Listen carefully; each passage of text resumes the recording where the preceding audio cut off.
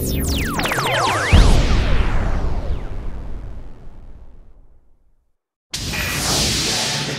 Suck Countdown.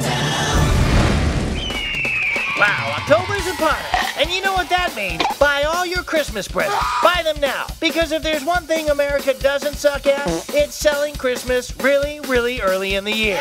Don't worry, though. America sucks at a lot of other things. Bring 'em on. 10 of them that we like to call this week's American Suck Countdown. Number 10.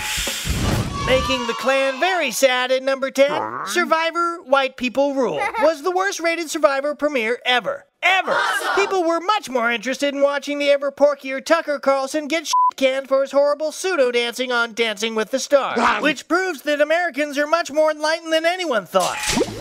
Number 9.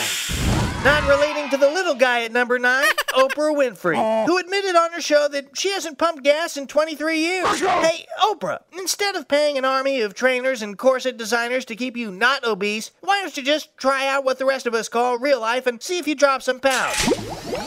Number 8. Scared pissless at number 8, View co-host Elisabeth Hasselbeck, who ends up crying every day because she's afraid of new co-host Rosie O'Donnell. Ratings are up for the show, doubtless, because people are waiting to see Rosie disembowel Hasselbeck and eat her little liver with some fava beans and a family-sized bag of Lay's. Number 7. Defying reason at number 7, ball sweat. I've got more skin on my earlobes than on my nards, but my earlobes don't get all damp and stinky after a jog. Ball sweat either proves there is no God or that he's a very nasty, sweaty dude. Number 6. Winning the White Trash Olympics at number 6, Aaron Carter.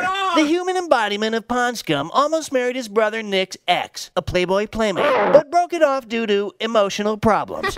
Wow, I didn't realize drug addiction was an emotion.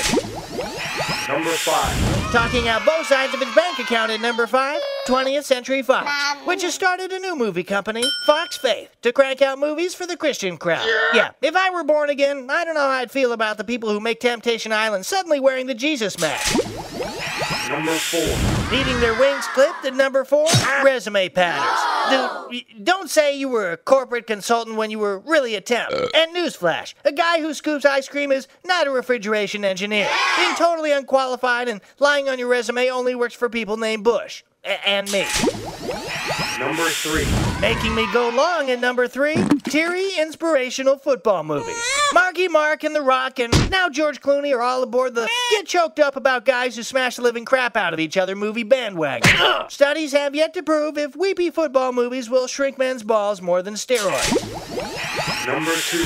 Pooping on the party at number 2, the Louisiana Highway Patrol, who busted Willie Nelson for smoking pot. That's like busting Lindsay Lohan for being a skank, or Dick Cheney for being evil.